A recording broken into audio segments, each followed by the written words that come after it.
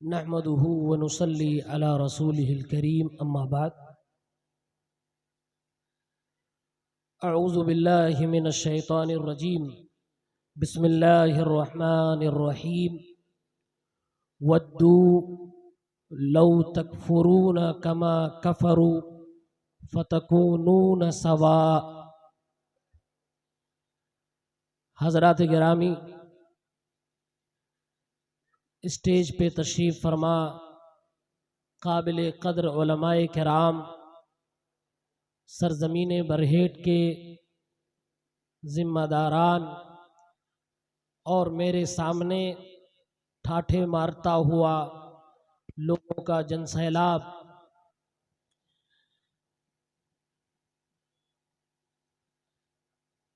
तबीयत नासाज होने की वजह से आपके सामने 10 से 15 मिनट मैं रहूंगा और इस 10-15 मिनट में एक बहुत ही अहम मसला बताना चाहता हूं। अभी आपने मुस्लिम लड़की गैर मुस्लिम लड़के के साथ मोहब्बत का रचाना ये गलत है। अपने समाज के लोगों को इस पर ध्यान देना चाहिए, इसके असबाब पे गौर करना चाहिए, इस पर बयान सुन रहे थे। और मैं अपने नौजवानों से पहले एक चीज़ क्लियर करना चाहता हूं कि अभी इस टाइम कोई मैच वैच चल रहा है, क्रिकेट वगैरह आप लोग देखते हो? बड़े शरीफ लोग हैं माशाअल्लाह। नहीं देखते? देखते हैं? खामोशी में शराफत छुपी है। उलमाए किराम से भी तवज्जो चाहता हूं। अपने उस्ताज़ मुहतरम फजीलतुश शेख सुलेमान बिन सलीमुल्लाह अर्रुहैली हफिज़हुल्लाह फ़क़ीह मदीना मुनव्वरा, उनकी एक बात का खुलासा आपके दरमियान रखना चाहता हूं, जो इस वक्त खुसूसन फजीलतुश शेख मेराज अहमद सलफ़ी हफिज़हुल्लाह की तकरीर के बाद बहुत मौजू वक्त है और बहुत बेहतरीन और मुनासिब टाइम है। वो एक सवाल है और उस सवाल का मैं जवाब दूंगा, बात खत्म नहीं। सवाल ये है कि एक मुसलमान चाहे मर्द हो या औरत, क्या वो किसी गैर मुस्लिम से कहीं कोई पॉइंट है कि मोहब्बत की जा सकती है? सवाल समझ में आया? हम और आप हिंदुस्तान में रहते हैं। हिंदुस्तान में हमारे पड़ोस में हो सकता है गैर मुस्लिम हो सकता है हमारी दुकान के बाजू में वाले दुकान वाला गैर मुस्लिम हो सकता है जिस गाड़ी में हम बैठ के सफर कर रहे हैं उसका ड्राइवर गैर मुस्लिम हो सकता है जिस माइक में मैं बोल रहा हूं इसका ऑपरेटर गैर मुस्लिम हो। पॉसिबल है, मुमकिन है ऐसा। तो गैर मुस्लिमों के दरमियान रहते हुए क्या कहीं कुछ पॉइंट है, कोई बेस है कि जिस पर आप किसी गैर मुस्लिम से मोहब्बत कर सकते हो या नहीं? शरीयत इसके बारे में क्या कहती है? तो शरीयत का एक वाज़ेह उसूल है। अल्लाह ताला ने कुरान में कई जगह पे कहा, या अय्युहल्लज़ीना आमनू ला तत्तखिदू अदुव्वी व अदुव्वकुम औलिया, ऐ लोगो, ऐ ईमान वालो, मेरे और अपने दुश्मन को दोस्त न बनाओ। और दूसरी जगह पे अल्लाह ने फरमाया, वद्दू लौ तकफुरून कमा कफरू, ये चाहते हैं कि तुम भी कुफ्र करो जैसे इन लोगों ने किया, फतकूनून सवा, तो तुम और वो बराबर हो जाओ अंजाम आखिरत के एतबार से। लेकिन हाँ, अगर हम अहादीस मुबारका को देखते हैं, अल्लाह के नबी की जीवनी को देखते हैं, सीरत तय्यबा को देखते हैं, तो मालूम होता है कि जिंदगी में कुछ जगहों पे पॉइंट हैं जहां मोहब्बत गैर मुस्लिम से की जा सकती है। मैं 5 पॉइंट गिना रहा हूं जिसमें से कुछ हराम है और कुछ जायज है। नंबर 1, अगर कोई मुसलमान किसी गैर मुस्लिम से इसलिए मोहब्बत रखे क्योंकि उसका धर्म बड़ा अच्छा लग रहा है, तो इसका जवाब आप जानते हैं, ये कुफ्र है। ये सिर्फ हराम नहीं, ये कुफ्र है। मिसाल दे रहा हूं, जैसे इस वक्त महाकुंभ चल रहा है और हम और आप सोशल मीडिया पे देखते हैं, लोग जा रहे हैं, नहा रहे हैं, और बड़े बड़े लोग जा रहे हैं, नहा रहे हैं। अब कोई मुसलमान नौजवान घर पे देखते देखते सोचने लगे, यार अपने यहाँ भी कोई ऐसा होता, कोई गंगा होती, कोई जमजम का कुआं होता, हम भी जाते नहाते, हम भी जाते नहाते। कितना अच्छा धर्म है, देखिए कितना आसान है। दुनिया भर के पाप करो, एक डुबकी लगाओ, बस पवित्र हो गए। ऐसा सोच सकता कि नहीं सोच सकता? और सोच रहे हैं लोग, हाँ सोच रहे हैं। करोड़ों का गबन, इनका खाओ उनका खाओ, सब लूट मार के जाकर डुबकी लगाओ, निकलोगे तो ऐसा लगा भी अम्मी के पेट से निकल के आ रहे हैं, गुनाह ही नहीं, पाक।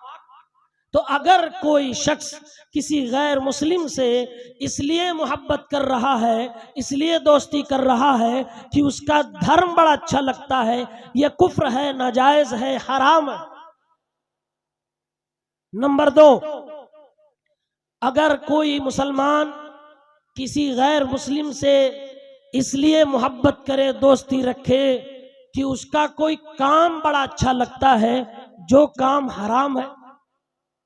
इसकी मिसाल ये, मेरे नौजवान साथियों बताओ, किस किस को अक्षय कुमार का डांस अच्छा लगता है?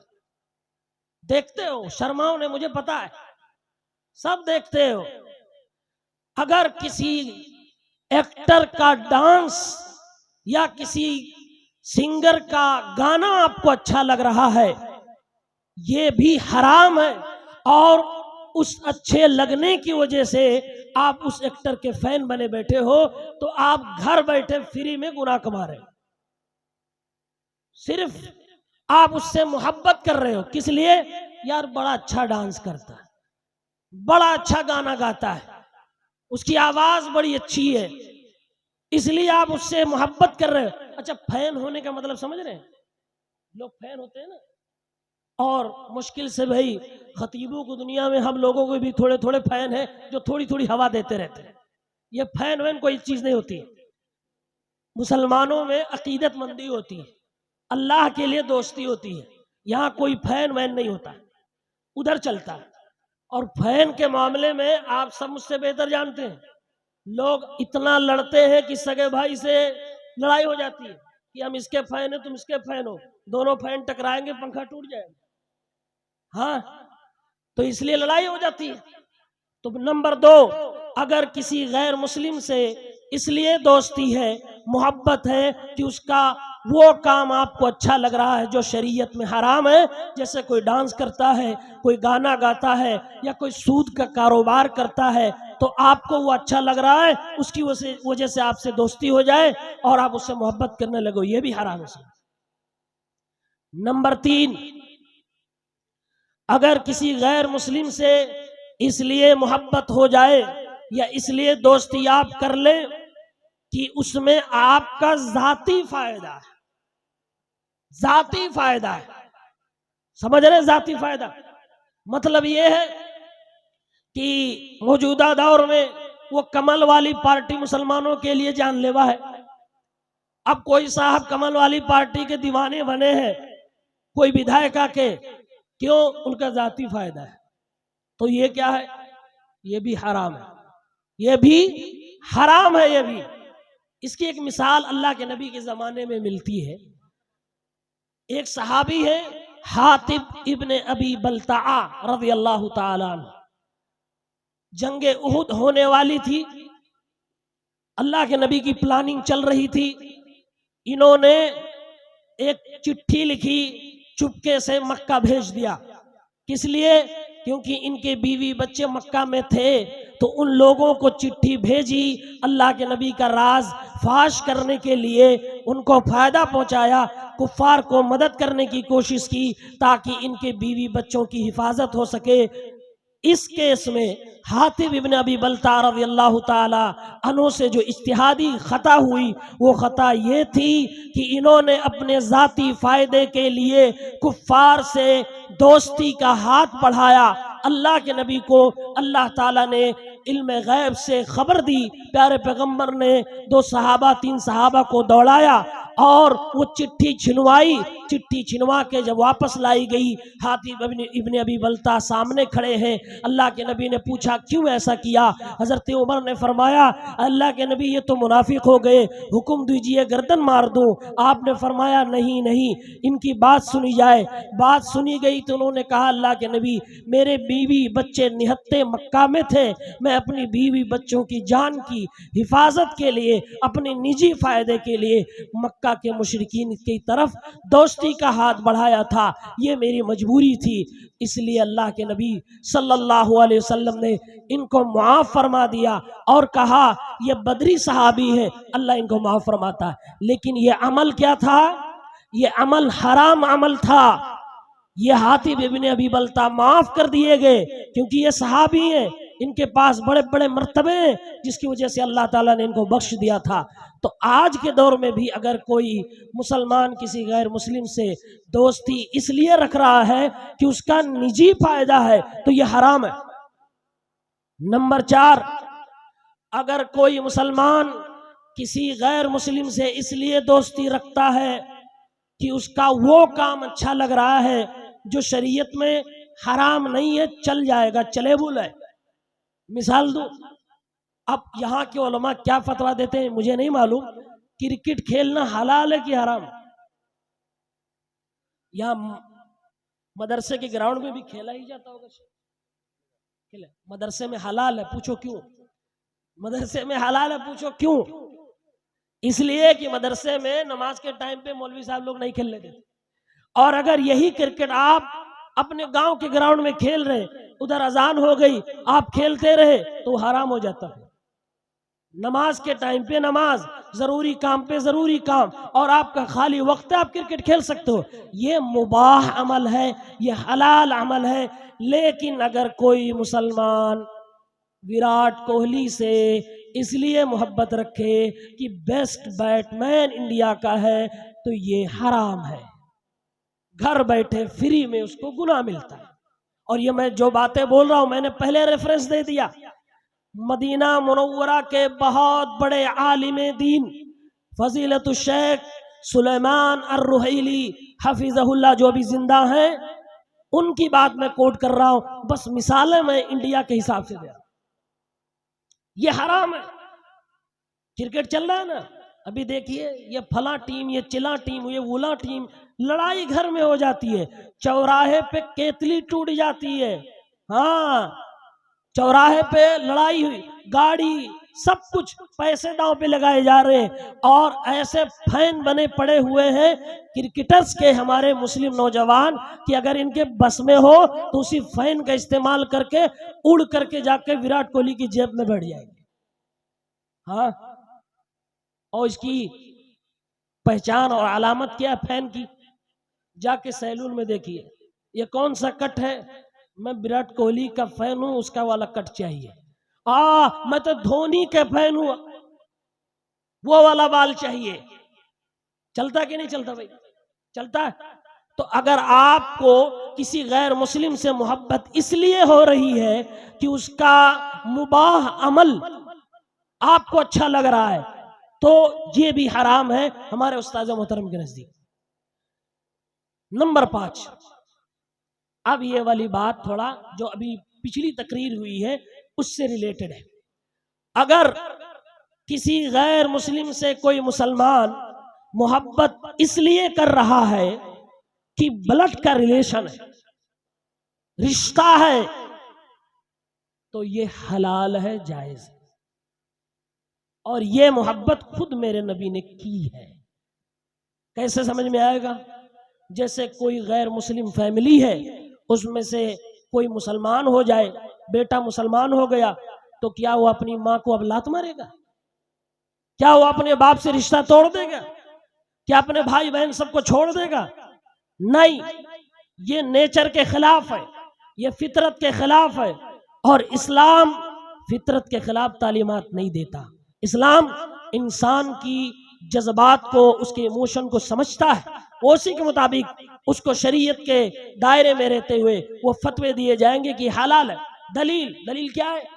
अल्लाह के नबी सल्लल्लाहु अलैहि वसल्लम की वालिदा मुहतरमा सैयदा आमिना, सही मुस्लिम की रिवायत है, अल्लाह के नबी फरमाते हैं, मैंने अल्लाह से दुआ की, अय अल्लाह रब्बुल आलमीन, तू मुझे इजाज़त दे दे मैं अपनी माँ के लिए बख्शिश की दुआ करूं। इजाज़त मिली थी? नहीं मिली। इजाज़त नहीं मिली। क्यों नहीं मिली? मा कान लिन्नबी वल्लज़ीना आमनू अन यस्तगफिरू लिल मुशरिकीन, किसी नबी के लिए जायज़ नहीं किसी मुशरिक के लिए मग़फ़िरत की दुआ करे। नबी पाक सल्लल्लाहु अलैहि वसल्लम को अल्लाह ने इजाज़त नहीं दी। फिर मेरे नबी ने कहा अल्लाह इजाज़त दे दे कुछ ज़ियारत ही कर लूँ। अल्लाह ने इजाज़त दी कि आप अपनी माँ की कब्र की ज़ियारत कर सकते हैं। माँ मुसलमान थी। पहली दलील। दूसरी दलील, अल्लाह के नबी सल्लल्लाहु अलैहि वसल्लम के चचा अबू तालिब, जो हमारे नबी सल्लल्लाहु अलैहि वसल्लम की जिंदगी में मक्का में बैकबोन की हैसियत रखते थे, फुल सपोर्ट था, मुसलमान थे। वो शिया लोग मानते, अपने लोग नहीं। बुखारी शरीफ की रिवायत किताबुल जनाइज की है कि ये मुसलमान नहीं थे। मेरे नबी आखिरी दम तक कोशिश करते रहे कि इनको कलिमा पढ़ाया जा सके, लेकिन कामयाब नहीं हो पाए। अल्लाह के नबी ने फरमाया, चचा मोहतरम, पूरी ज़िंदगी बहुत मदद की आपने, बड़ा सपोर्ट किया है, आपका बड़ा मेहरबान, बड़ी कुर्बानियाँ मेरे ऊपर हैं, बड़ा एहसान मेरे ऊपर है। ऐ मेरे चचा मोहतरम, आपसे गुजारिश करता हूँ कि कलिमा पढ़ दीजिए और कान में ही कलिमा पढ़ दीजिए। अल्लाह के यहाँ आपकी मग़फ़िरत के लिए अल्लाह रब्बुल आलमीन से हुज्जत करूँगा, अल्लाह से बहस करूँगा, अल्लाह के सामने आपका मुकदमा रख दूँगा। उन्होंने नहीं पढ़ा और कुफ्र पे दुनिया से चले गए। अबू तालिब की मोहब्बत को कुरान करीम ने नबी की मोहब्बत से जोड़ा है और फरमाया अल्लाह ने, इन्नका ला तहदी मन अहबब्ता वलाकिन्नल्लाह यहदी मन यशा। ऐ नबी सल्लल्लाहु अलैहि वसल्लम, आप उसे हिदायत नहीं दे सकते, हिदायत की तौफीक आप उसे नहीं दे सकते जिससे आप मोहब्बत करते हैं, जिसे आप चाहते हैं। अल्लाह जिसे मोहब्बत करेगा उसको इस्लाम की तौफीक मिलेगी। तो ये 5 बातें हो गई। अगर रिश्ता है, बलद का रिश्ता है, तो कोई मुस्लिम हो गैर मुस्लिम हो कोई हर्ज नहीं, मोहब्बत करो। हजरत अबू बकर की बीवी एक थी, मुसलमान नहीं थी, उनकी बेटी हजरत अस्मा अपने घर में ससुराल में थी। एक दिन उनकी गैर मुस्लिमा माँ आती है बेटी से मिलने के लिए। अल्लाह के नबी मना करके भगा देते? नहीं, आपने मना नहीं किया। हजरत अस्मा ने जब पूछा, अल्लाह के नबी मेरी माँ आई है, मुझसे मिलना चाहती है, मैं क्या करूं? अल्लाह के नबी सल्लल्लाहु अलैहि वसल्लम ने फरमाया, सिली उम्मकी, अय अस्मा बिन्त अबी बकर, आप अपनी माँ के साथ सिला रहमी करो। यानी अल्लाह के नबी ने इजाज़त दिया, अस्मा गर्चे तुम सहाबिया हो, तुम अबू बकर की बेटी हो, तुम हज़रत मोहम्मद मुस्तफ़ा सल्लल्लाहु अलैहि वसल्लम की रिश्ते में साली लगती हो, लेकिन तुम फिर भी अपनी माँ जो कि गैर मुस्लिम है, काफिरा है, उसके साथ सिला रहमी करोगी, रिश्ता निभाओगी, जायज़ ताल्लुकात तुम्हारे उसके साथ हैं और उसको निभाने में कोई हर्ज नहीं। और एक और किस्म उलमा ने इसमें बयान की है कि अगर कोई गैर मुस्लिम आप पर बहुत एहसान कर रहा है तो आप उससे जाहिरी दोस्ती कर सकते हो। उसकी मिसाल अबू तालिब की मिसाल उलमा इकराम ने दी है कि इन्होंने बहुत मेहनत की थी, बड़ा एहसान किया था, इसलिए अल्लाह ताला ने अल्लाह के नबी की मोहब्बत को कुरान में जो अबू तालिब से थी उसको बयान कर दिया। ये चीज़ें तफसील के साथ आपके सामने आ गई। अब इसके अलावा एक चीज़ और बाकी बचती है। ये सब कौम के जिम्मेदारान बड़े बड़े लोग बैठे हुए हैं, कारोबारी लोग, आप लोग भी तिजारत करते होंगे।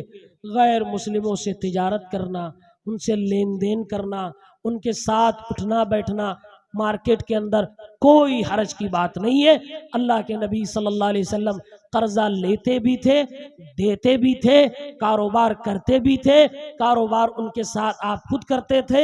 अल्लाह के नबी सल्लल्लाहु अलैहि वसल्लम को गैर मुस्लिम तोहफा भी देते थे, गिफ्ट भी देते थे। प्यारे पैगंबर गिफ्ट भी कबूल फरमाते थे और ज़रूरत पड़ती थी तो गैर मुस्लिम को भी अता फरमाते थे।